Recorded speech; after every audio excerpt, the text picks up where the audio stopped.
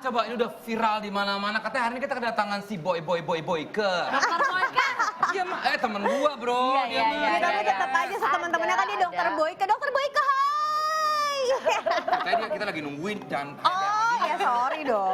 aduh, nampaknya ini kan kita lagi ngebahas ada fenomena maraknya bayi tabung ya, yang sedang banyak dibicarakan. Baik teman-teman public figure yang akhirnya bisa mendapatkan buah hati dengan metode bayi Bayi tabung. Kalau misalkan Tia aku Aristia belum juga bayi punya tabung. suami tapi aku mau bayi tabung, bisa nggak, Kak? Aku ya nanti tanya aja, ya. Oke. Tergantung lo nabung di mana.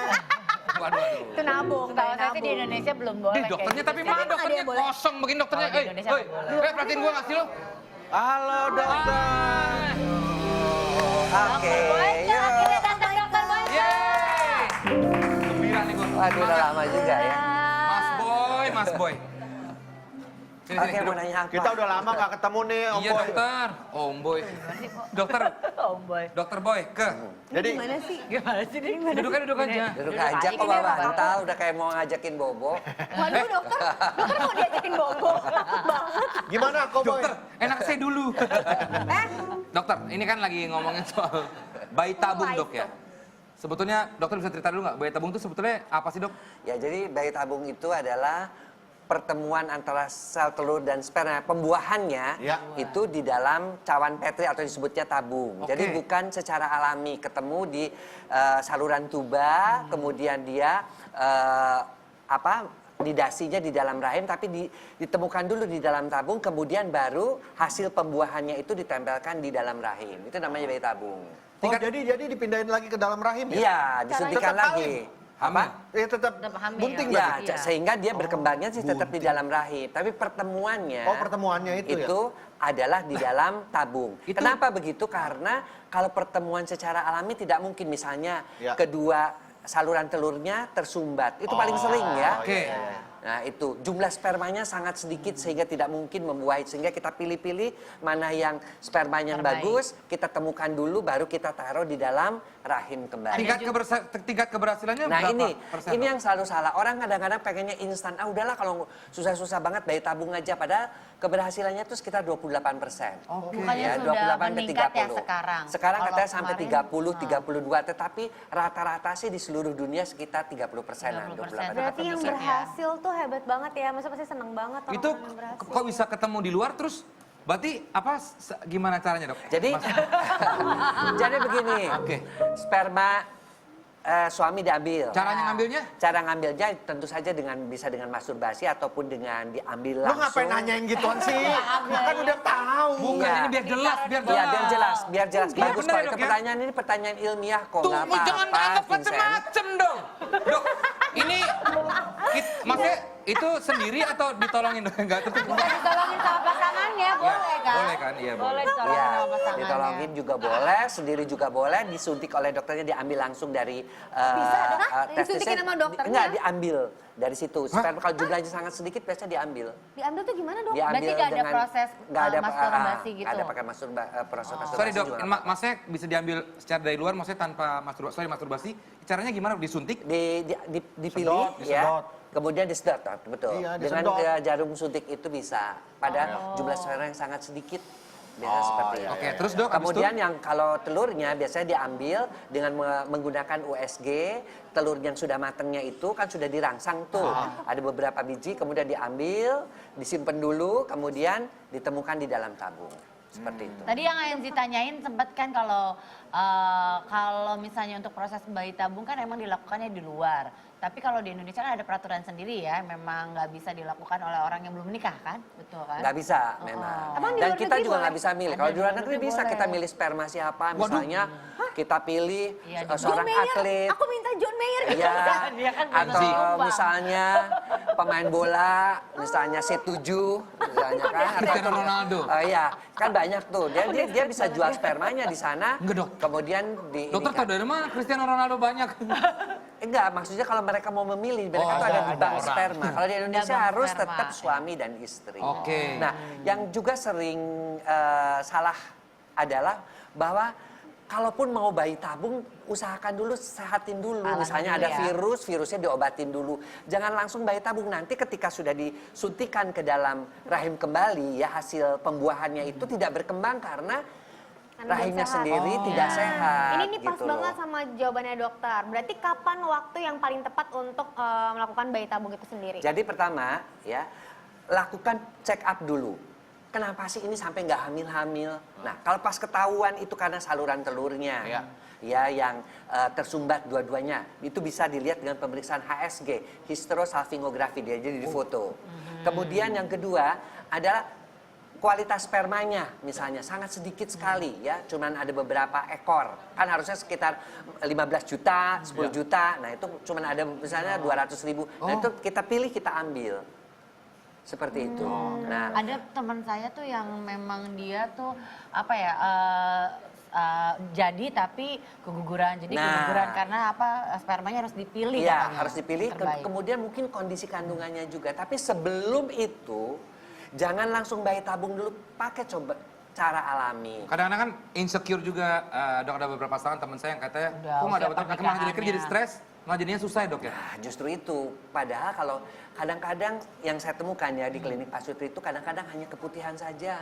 Karena gara-gara keputihannya itu spermanya jadi sulit untuk menembus. Oh, bisa? Itu bisa, ya. Hanya karena misalnya ovulasinya tidak terjadi, hanya dirangsang ovulasinya saja bisa ketemu secara alami. Tapi karena orang itu sudah tidak sabar, ya langsung pengen bayi tabung saja. Nggak menikmati prosesnya. Nah. Padahal prosesnya kan menikmati ya Pak? Iya, Iya kan? prosesnya pembuatannya dinikmati, jadinya juga dinikmati. Emang Mestinya apa, kan Dok? Saya nggak begitu. ngerti. Ya masa sih? Yang Ngerti, ditiup-tiup itu apa tuh dok? Ada yang katanya Ditiup-tiup. yang Itu HSG itu, Apa sih yang itu ditiup katanya? hidrotubasi. Bukan Oh. ditiup itu Apaan, hidrotubasi. Dok, Artinya ditiup? gini, ketahuan saluran telurnya Tersumbat. tersumbat, Oh. maka ditiup namanya hidrotubasi. Kita masukkan antibiotik ke dalamnya, cairan, kemudian kita semprotkan supaya radangnya dia sembuh, itu justru terbuka. Oke. Aku tuh pernah dengar kayak iya ditiup jadi bisa gitu. Ya. Ternyata itu karena ada yang tersumbat. Nggak bisa Karena kayak ada kemarin yang saya ter- itu pakai ter- laser nih, duk duk duk duk duk. Saya Itu kak kencing batu. Itu kan kesumbat juga tuh batunya di laser. Kalau ditiup sendiri bisa nggak dok? Kan Ngapain? Bukan fluid, emangnya fluid apa? Ditiup kan sendiri. yang nyumbat nih. Bisa. Di udel ya kakak tiup gitu. Emang nggak bukan fluid dok, tapi kalau bunyi gimana dok?